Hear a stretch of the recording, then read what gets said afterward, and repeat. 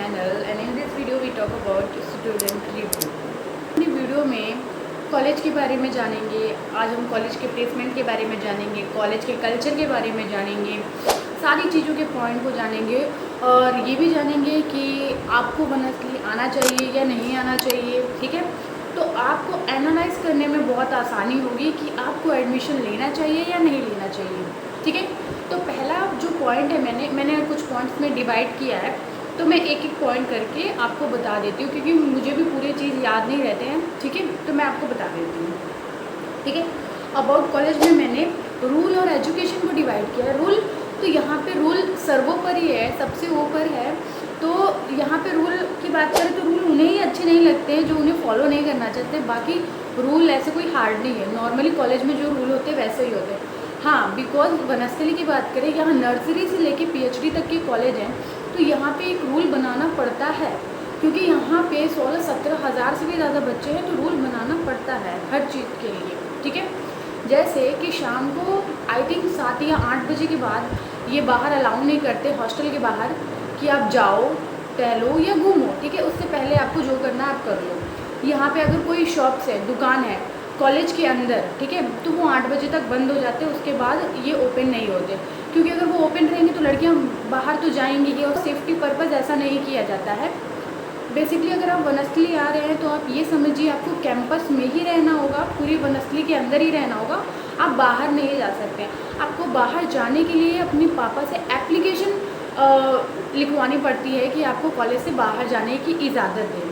ठीक है, तो यहाँ पे अगर आप पढ़ रहे हैं तो यहाँ पे हर चीज़ के लिए आपको अपने पेरेंट्स के सिग्नेचर चाहिए। कॉलेज से बाहर जाने के लिए चाहिए या एग्ज़ाम देने के लिए बाहर जाना है या फिर किसी भी चीज़ के लिए, एक फ़ोन रिपेयरिंग के लिए भी आपको अगर बाहर जाना है तो उसके लिए भी प्रोसेस होता है कि आप एप्लीकेशन लिखो एंड देन बाहर जाओ, क्योंकि सेफ्टी सबसे ऊपर होता है, इसलिए ये सारी चीज़ें की जाती है।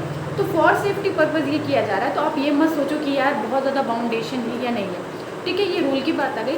अब एजुकेशन पे आते हैं, एजुकेशन पे फैकल्टीज़ पे आते हैं। ठीक है, तो फैकल्टीज़ कैसी कैसी है, बिकॉज मैं MBA की स्टूडेंट हूँ तो मैं अपने जो टीचर्स हैं उनके बारे में बता सकती हूँ।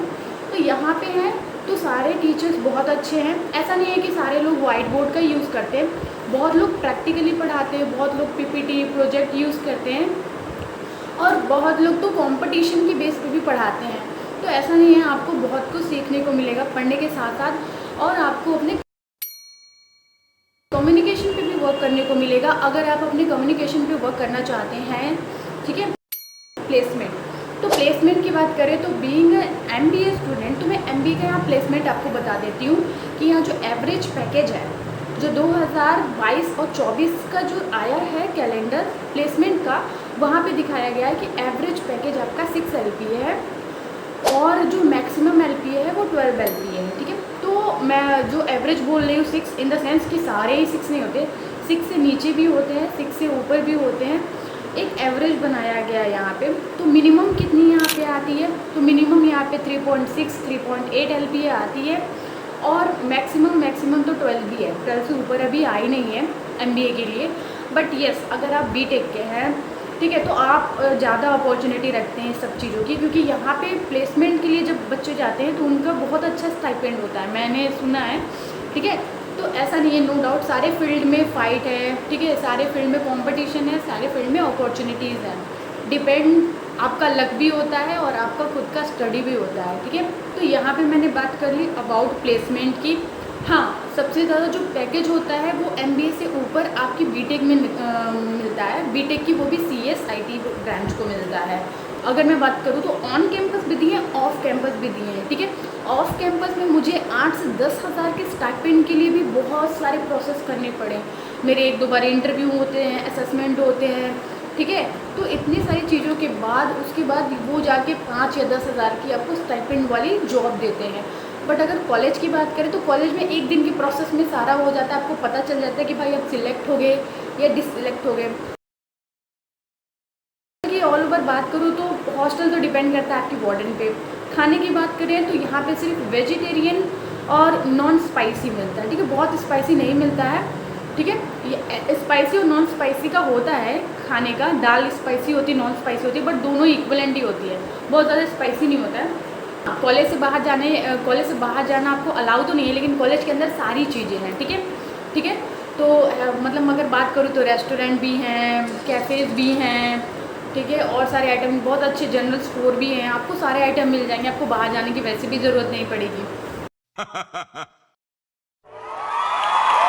क्लीन मिलते हैं, टाइल्स होते हैं, आपको प्रॉपर अपना अलग अलग बेड मिलता है, अलग अलग फ़ैन मिलता है, अलग अलग टेबल मिलती है, ठीक है, टेबल पढ़ने के लिए, और टेबल पे अलग अलग लाइट, तो आपको लैंप ले जाने की भी ज़रूरत नहीं होती है, ठीक है। तो जहाँ पे जो आपको टेबल मिलता है उसके नीचे ही आपका बुक शेल्फ भी होता है, आराम से आप अपने सारे बुक को रख सकते हो।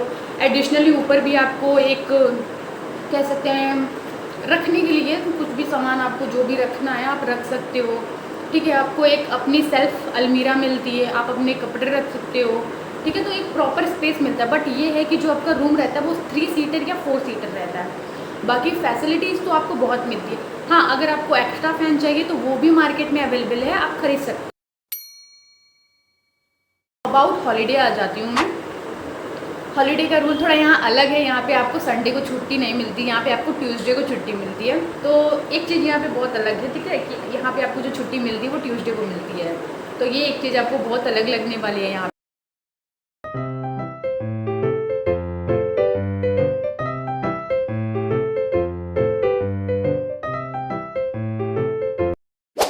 बच्चों ने कमेंट्स भी किए कि दीदी मेरा हो सकता है क्या, बहुत ज़्यादा डाउट हो रहा है कि क्या मेरा एडमिशन होगा या नहीं होगा।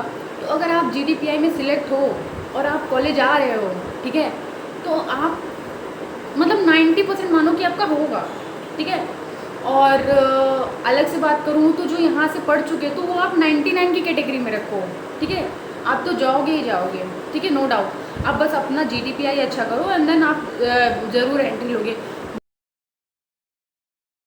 आपको कॉलेज के बारे में, कैंपस के बारे में, हॉस्टल के बारे में, एजुकेशन के बारे में सब कुछ आपको अच्छे से पता चल गया होगा इस वीडियो में।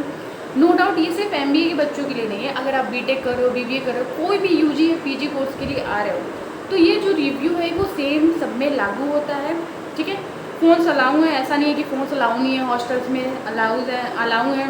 मैं अपना भी एक्सपीरियंस शेयर कर देती हूँ कि जब मैं कॉलेज में आई अपने GDPI से ले करके, ठीक है, तो मेरे सालों का एक्सपीरियंस कैसा रहा कॉलेज, कैसी रही कैंपस लाइफ मेरी, और कैसा रहा मेरा प्लेसमेंट। मेरा जो एक्सपीरियंस रहा यहाँ पे कॉलेज का वो बहुत बहुत बहुत अच्छा रहा, चाहे वो पढ़ाई से रिलेटेड हो, प्लेसमेंट से रिलेटेड हो, या कुछ भी चीज़ें। मैं बात करूँ अपनी, लाइक मेरा जो एक्सपीरियंस है वो कैसा था ऑल ओवर, तो मैं यहाँ पे इसे वेरी गुड का देना चाहूँगी। हाँ, मुझे यहाँ से इंटर्नशिप ज़रूर मिली थी, बट मैंने वो कंटिन्यू नहीं की थी क्योंकि वो मार्केटिंग पोजीशन थी, तो मैंने उसे ड्रॉप आउट कर दिया था। तो उस अलग से अपने बिजनेस एनालिस्ट की प्रोफाइल दूसरी ऑफलाइन, ठीक है, ऑफलाइन अपने तरीके से ट्राई की थी और मुझे मिल भी गई थी। मैंने ऑन कैंपस ट्राई नहीं किया था क्योंकि ऑन कैंपस में एक रूल होता है, जब आपको एक इंटर्नशिप मिल जाती है तो आप दूसरे में नहीं बैठ सकते, और अगर एक जगह अच्छे पैकेज में प्लेसमेंट हो जाता है तो आप दूसरे जगह नहीं बैठ सकते। तो इस रूल के अकॉर्डिंग सबको चांसेस मिलते हैं, इसीलिए जब भी कुछ चीज़ आप भरिए, प्लेसमेंट के लिए भरिए या फिर इंटर्नशिप के लिए भरिए, तो ये आपको ध्यान होना चाहिए। वैसे इसके रिगार्डिंग कॉलेज वाले आपको सब बताते हैं। तो मेरा जो एक्सपीरियंस रहा बहुत अच्छा रहा। अब यहाँ पे बात करें प्लेसमेंट की, तो मेरा भी प्लेसमेंट हो गया। मेरा तो आई थिंक फर्स्ट राउंड में ही हो गया, जब मैंने फर्स्ट कंपनी का फॉर्म फिल करा था तो वहीं मेरा सिलेक्शन हो गया था और बहुत अच्छे खासे पैकेज पे हो गया था। तो मैं बहुत ज़्यादा सेटिस्फाई हूँ कि फाइनली मेरा हो तो गया, क्योंकि अभी तक कुछ अच्छे ऐसे भी बच्चे हैं जिनका नहीं हुआ है। तो जो स्ट्रेस होता है, जो पीयर प्रेशर होता है आपके माइंड पे, वो बहुत ज़्यादा हो जाता है। आप पहले भले ही कम पैकेज पे सिलेक्ट हो जाओ तो वहाँ पे जो पीयर प्रेशर रहता है ना आपके माइंड पे, वो कम रहता है। फिर आपका जब नहीं होता है ना तो बहुत ज़्यादा होता है, और जिनका नहीं हुआ है ना तो वो जो बाहर है वो बहुत ज़्यादा स्ट्रगल कर रहे हैं कंपनी में ज्वाइन होने के लिए, और थोड़े थोड़े सैलरी 20-25 हज़ार की पर मंथ की सैलरी के लिए भी उन्हें बहुत स्ट्रगल करना पड़ता है। इसीलिए जब भी कॉलेज में कोई कंपनी आती है तो आपको ये होना चाहिए कि आपको सिलेक्शन लेना है। अगर आपको अपनी प्रोफाइल मिल रही है, कंपनीज़ अच्छी हैं, तो ज़रूर नो डाउट आपको वहाँ बैठना चाहिए, वहाँ पे आपको कंटिन्यू करना चाहिए।